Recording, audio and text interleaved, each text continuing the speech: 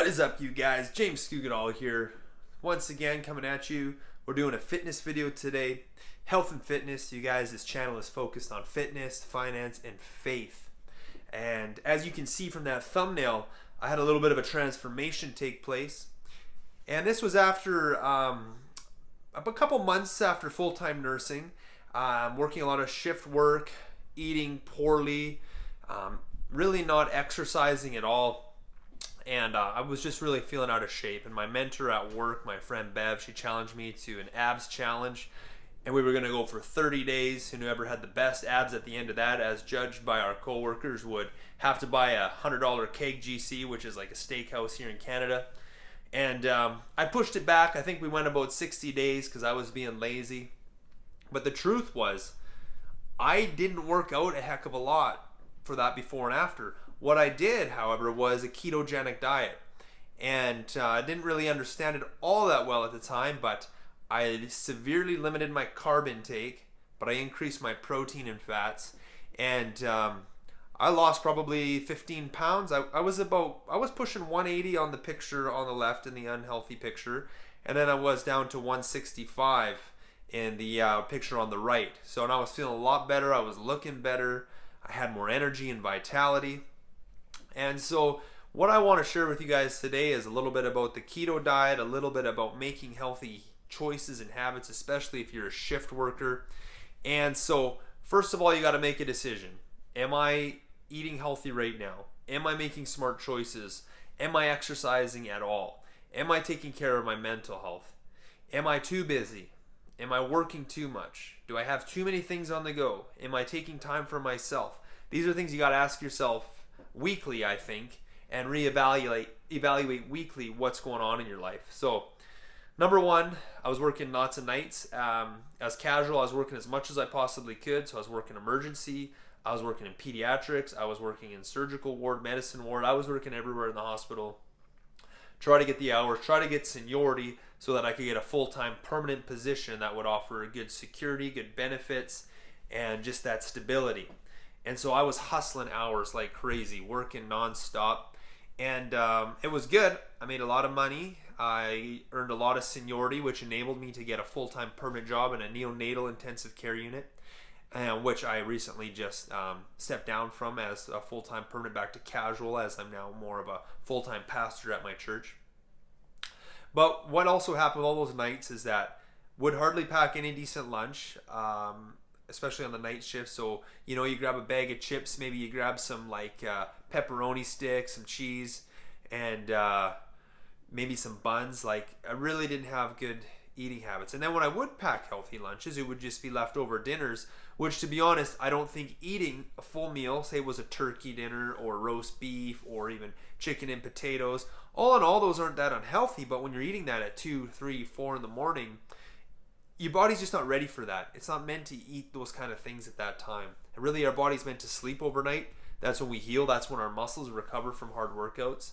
So as I was breaking out at eczema for the first time, really, up on my chest, my scalp and stuff, like, what's going on? I'm just feeling off. And Bev, who's my mentor, she just challenged me to this abs challenge. And so I said, I'm down, I'm game, let's do this. And so we put $100 keg GC on the table. And we went for it. And so she's a runner. I mean, she's running 10K a day, kind of an idea, working out her abs. She's very fit already, but I think she was training for marathon or something like that. So she wanted something to push her a little harder. And that helped me push myself as well. So although the first month was really hard, I did cut back carbs. Because at our hospital in Canada there's a famous restaurant. It's called Tim Hortons. They serve donuts. They serve coffee. It's okay. It's okay. It's okay. They got a dark roast now. It's not so bad. But they got coffee. They got donuts. It's like a Krispy Kremes, Canadian Krispy Kremes. But in Canada, it's like a lifestyle, is Tim Hortons. So our hospital has one. Don't think that's the healthiest choice in the world. And so breaks, I'm eating donuts. I'm getting bagels. I'm getting sandwiches. And after a while, that really added up on the gut factor. And my beautiful wife just stepped in. And so I was getting out of shape, and I was getting depressed, and I was getting tired. And so we started this ab challenge. And so I cut out the carbs. big time. But I wasn't really working out because I was still working so much at the hospital. But I changed my eating habits and I started drinking more water. And after a month, I said, Bev, I need another month. I'm not ready to compete yet. So she gave me another month. And then I started working out a little bit. But I continued with the keto diet. I continued upping my protein, eating just more meats, more veggies, and not drinking. And what I did was I got these keto sticks from Walmart, and you can pee on them. If they turn purple, you're in ketosis. So I was in ketosis, and I could really feel like I was losing a lot of weight. And so in 2 months, I dropped 15 pounds, and I felt like a new man. I was getting some muscle. I started working out near the last week. And so I got a little bit of pecs. I got a little bit of abs showing, as you can see in the picture. Nothing great, but much better than before. The eczema disappeared. The stress levels disappeared. And I was feeling like a champ. And so I was happy with what I achieved at that time. And as we presented our pictures to our staff in pediatrics, she won, of course. I think they just like her more, but she definitely worked very hard and was definitely worthy of receiving the $100 GC.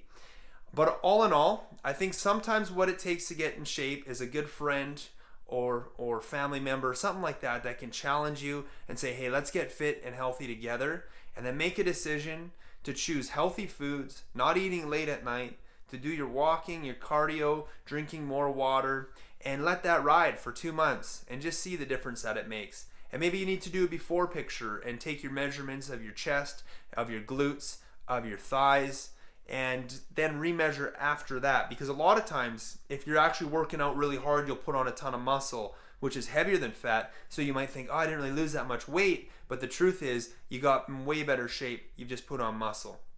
So my encouragement to you today is take small steps. Maybe look into the keto diet a little bit. Always consult your doctor before you do anything drastic or change your diet significantly. And be healthy, be fit, think positive, be motivated, and subscribe if you like what I'm putting out. And I'll continue to share some of my life stories with you, how I transformed, kind of whether it was emotionally, spiritually, or physically. And I think that could help you a lot. All right, guys. Cheers. Bye.